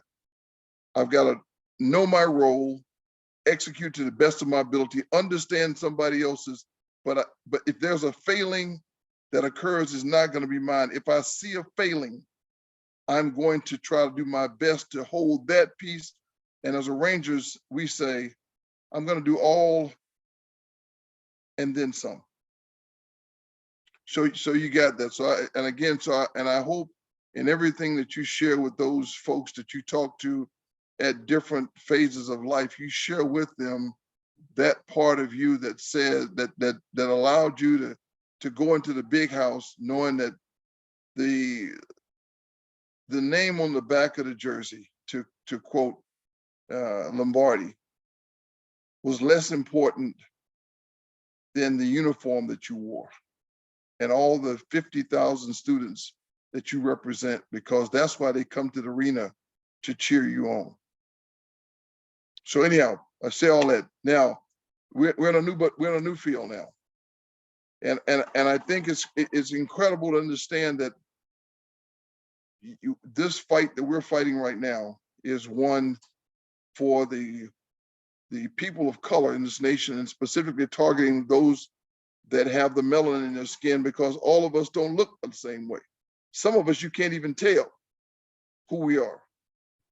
But inside, we are defined by the history and to Lisa's point, the culture that brought us to where we are. We have to figure out how to move that forward, not just for our people, but for our nation. Because if we don't have that kind of team attitude, we become just as disruptive as a Klansman. Okay, and that's what's important for us, that team aspect. And so we have to find it. And by the way, this is why it's critical that when we talk, every time we say something, you know, we didn't talk about Carter G. Woodson at all. But Carter G. Woodson was the founder of the Black, at the time it was called Afro-American History Week. Okay, and he initially started by trying to capture truisms of African-American lore, but there was no Wikipedia, there was no Google, so he had to get the oral stories, and sometimes he didn't get it quite right, and if you don't get it quite right, people spend half their time trying to shoot holes in it. And then once they find enough holes, then they say it's just not true. But his intent was correct. And there's a book if you haven't read it already, there are two actually I'll give you that are core to understanding who we are. One is The Talented 10th. I'm sure you probably heard that. That's a W.B. Du Bois book to read. And then the second one, which is really critical to the issues that we have for discussion today, is The Miseducation of the Negro by Carter G. Woodson. In that, he starts to look at and examine who's teaching us what. How are we being taught? And then I would ask you to go back and look at what has happened since the Brown versus Topeka Board of Education. Some people are running around and says, well, it's because we've been desegregated and we've been taken out of the equation of education.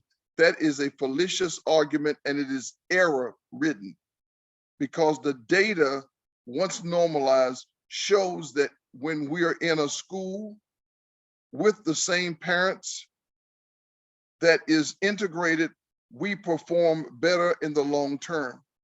The schools that are integrated now don't have the neighboring people that really live in some of the neighborhoods that we're in. They don't have the same people that would help elevate that community integrated school.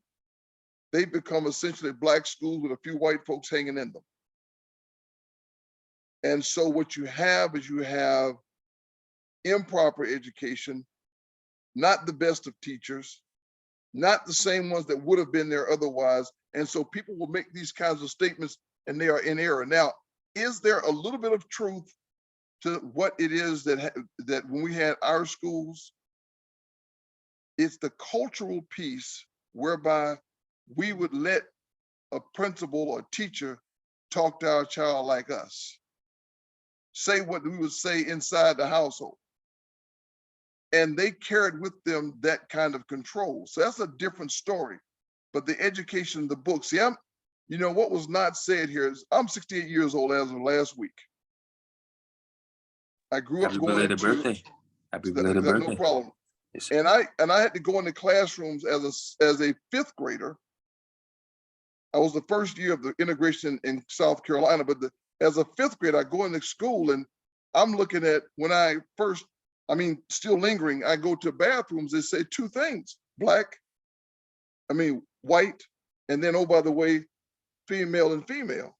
Your brain is impacted and you don't even know it. Because you can look inside and see the stainless steel in that bathroom. And you see that corroded enamel in the other, that was the hand-me-down bathroom. You understand those things, you see those kinds of things, and it's affected your brain. And so you have to look at the evolution of who you are. And then you have to figure out, do you stay in that place? I love Snoop Dogg's word. I'm tired of feeling bad. Snoop, I get tired of feeling bad. So you have to then aspire to go forward. You know, some people think you got to be Martin Luther King Jr., you got to be Malcolm X, or you got to be Nelson Mandela. I say you got to be all three. Okay, you got to be all three. You got to have hope. You got to have resiliency to fight when necessary, but you also got to be forgiven and move on. That's what you got to be. So That's right. that's the message I send to you, especially as a young person trying to step forward.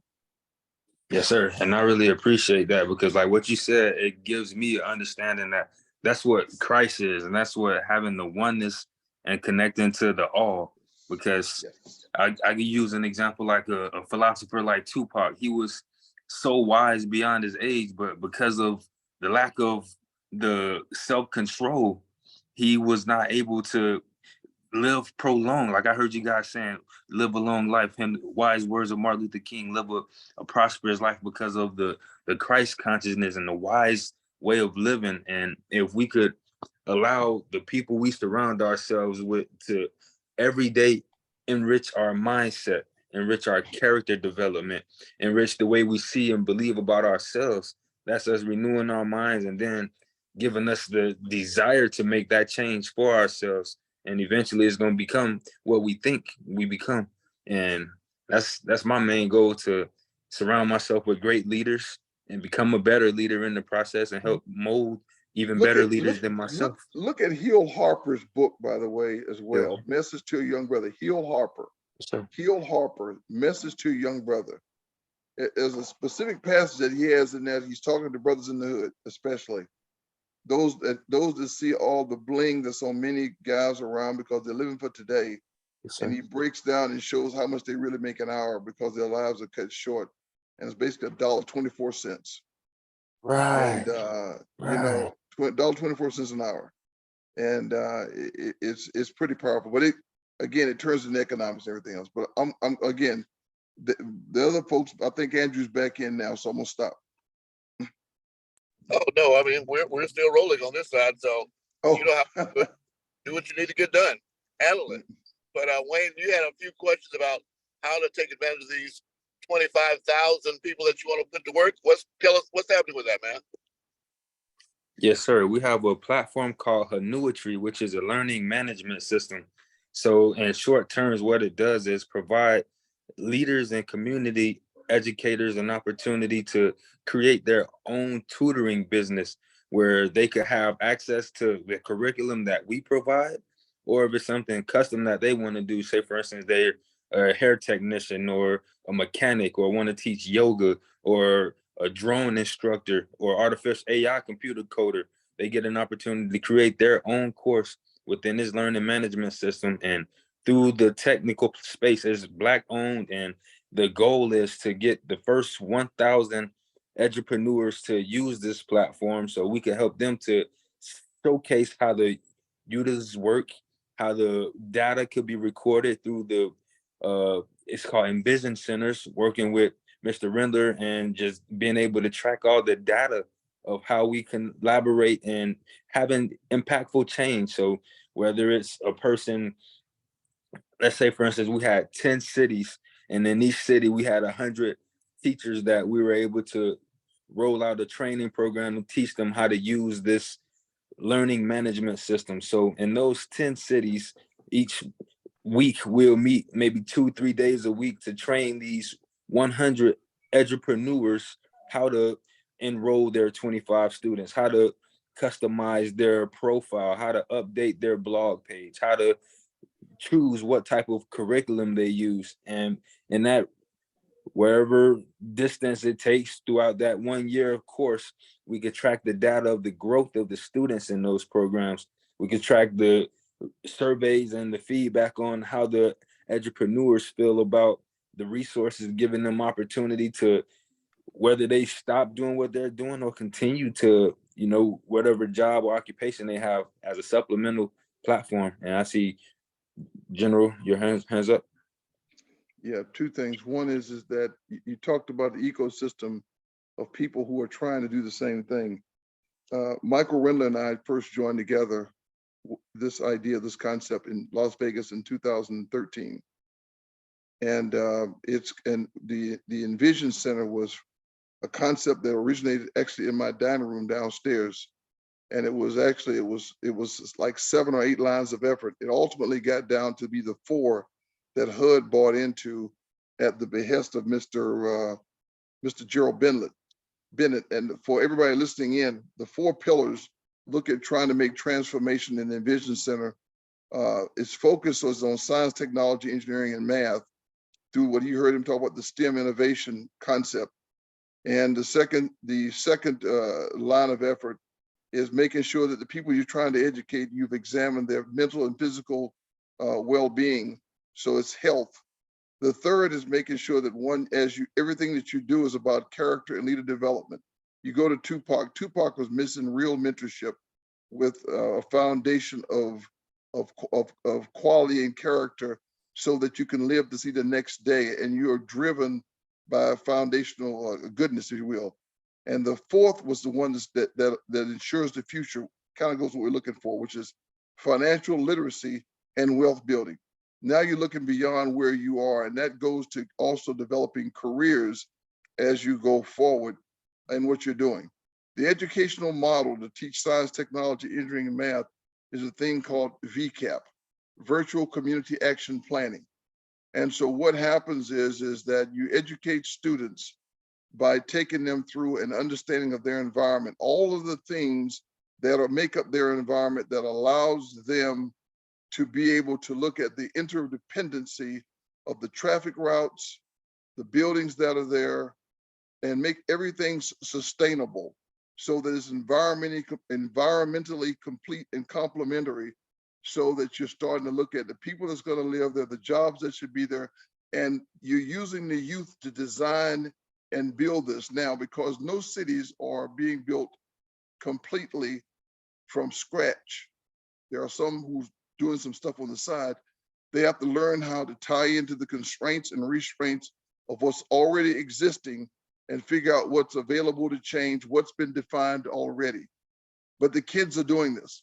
And specifically in 6 cities right now around the country, and Kansas City being a specific place that we've done a lot of work since 2014 with Mr. William Wells. And you know him already, William Andrews as well. We've been working with him to feed him and feed that pipeline, so that we start to take those kids and parents especially who are willing to bring their kids to the esteemed village and start to make the change. But that's not the core of the real design. The real design is to be able to go into the separate cities, those communities where there's a housing and urban development design of people that says they are socio and economically challenged, need some work, and then we know it. And then take those skills, knowledge, and abilities with people who are willing to invest, businesses, city management, organizations like Mr. Lyons's group, who are willing to invest and make this a virus that spreads throughout that city and move forward.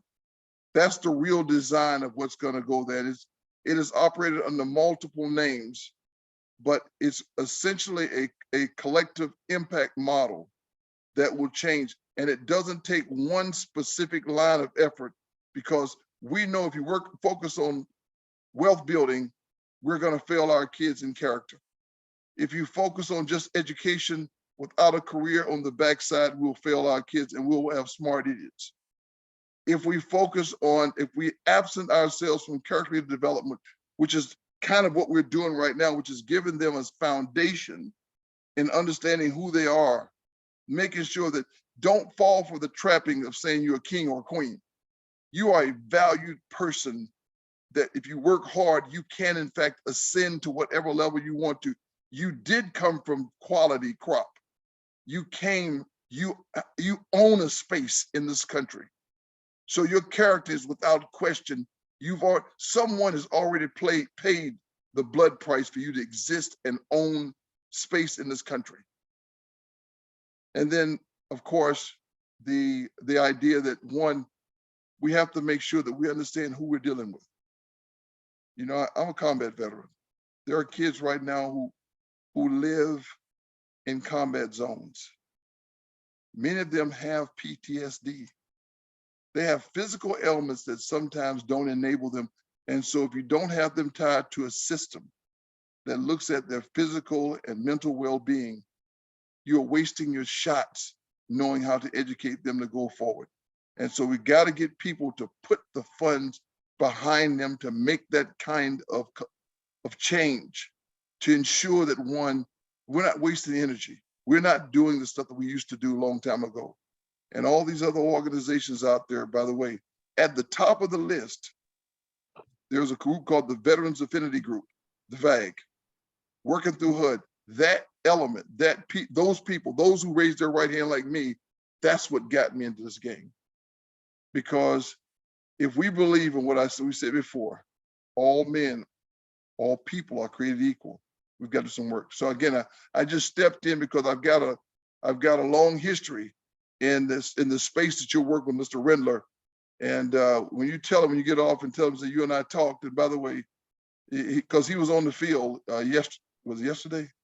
Saturday. He was on the field Saturday with me. Yes, sir. And he studied, he ran back and got me, but I only had 10 minutes to spend, actually had 45 minutes, but 10 minutes to spend on the stage and then get the heck out of there. And I was going to a ball down in Rocky Mount, so I had to go do that thing. So I wish I had a chance to talk to you. All right.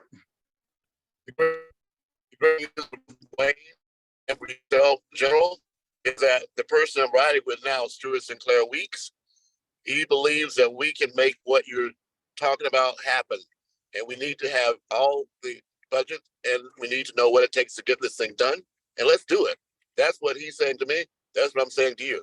Okay, well, we're right now we're trying to move in that direction, but here's what you got to have. And to be fair, the what and there's Mr. Lyons is going to attach you to Mr. Rendler, or Mr. Rendler will then roll you back to me, but you already got me. And then we'll talk about all the other components we have going forward. And there are 6 cities right now that we're trying to make this work with. And I hate to say cities, but 6 communities in 6 cities that we're trying to establish this virus. All right, Mr. Weeks, thank you for offering this. What 6 cities? The 6 cities. Right now, there's Baltimore, Houston, Detroit, Kansas City, Los Angeles, and Las Vegas. Well, you know, 7 is my favorite number, so we need to add 1 more. Yeah, 7 is my favorite number as well. So yeah, I'm here in Chicago. I'm ready for it. yeah, I'll tell you. Look at it's so.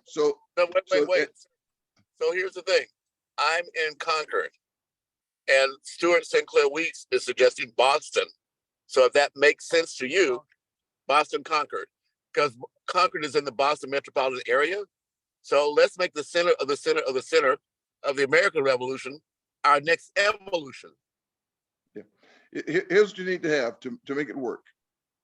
There are there's some critical elements. First of all, Mr. Sinclair, if you've got the ear of the leadership, your city leadership, and you've got the critical, and you've got some businesses who are willing to make the kind of investments, which it sounds like you do, and then a person who has the energy, especially linked to your housing and urban development pieces, to stay with this thing, and somebody's willing to go and sustain him or her in bringing folks to this core. You're right. You are so close to some things like, for instance, you've got Natick Labs, and the Army's already signed on. You've got Natick Labs and some of his folks right over there that are willing to step over and provide a lot of the work that we're doing right now, because, you know, we have this model, we would call it the excite, engage, and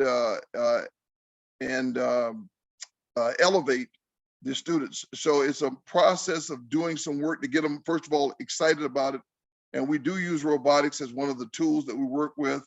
We use some of the Lego competitions. Our target sweet spot is between 14 to 24 years old. And more specifically, we're going after some of the middle and high school kids that we try to affect.